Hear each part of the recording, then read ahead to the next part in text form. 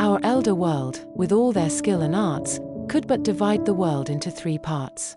Columbus, then for navigation famed, found a new world, America tis named. Now this new world was found, it was not made, onely discovered, lying in time's shade. Then what are you, having no chaos found to make a world, or any such least ground? But your creating fancy, thought it fit to make your world of nothing, but pure wit. Your blazing world, beyond the stars mounts higher, enlightens all with a celestial fire.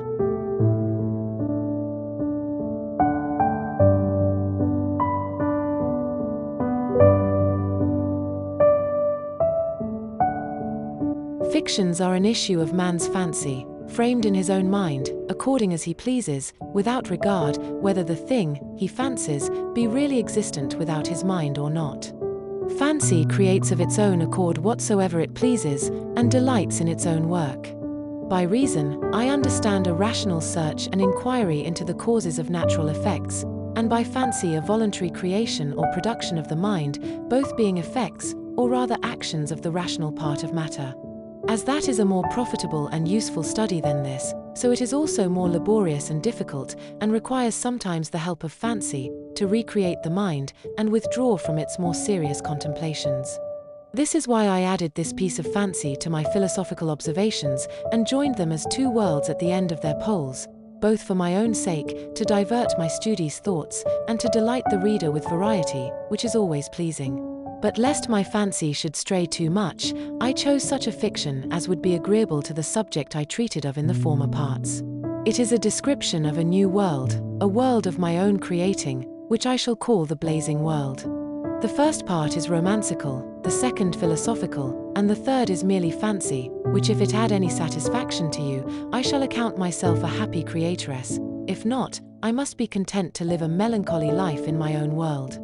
I am not covetous, but as ambitious as ever any of my sex was, is, or can be, which makes, that though I cannot be Henry V, or Charles II, I endeavour to be Margaret I. Although I have no power, time, nor occasion to conquer the world as Alexander and Caesar did, yet rather than not be mistress of one, since fortune and the fates would give me none, I have made a world of my own, for which nobody, I hope, will blame me, since it is in everyone's power to do the like. By creating a world within yourself, you may enjoy all both in whole and in parts, without control or opposition, and may make what world you please, and alter it when you please, and enjoy as much pleasure and delight as a world can afford you. My ambition is not only to be empress, but authoress of a whole world, and that the worlds I have made, both the blazing A and the other philosophical world, mentioned in the first part of this description, are framed and composed of the most pure, that is, the rational parts of matter, which are the parts of my mind.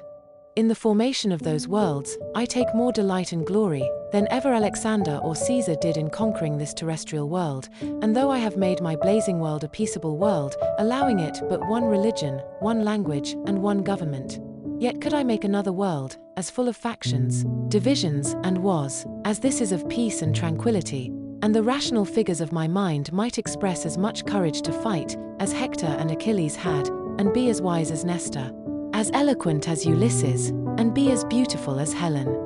But I esteeming peace before war, wit before policy, honesty before beauty, and chose rather the figure of honest Margaret Newcastle, which now I would not change for all this terrestrial world. And if any should like the world I have made, and be willing to be my subjects, they may imagine themselves such, and they are such, I mean in their minds, fancies, or imaginations. But if they cannot endure to be subjects, they may create worlds of their own, and govern themselves as they please.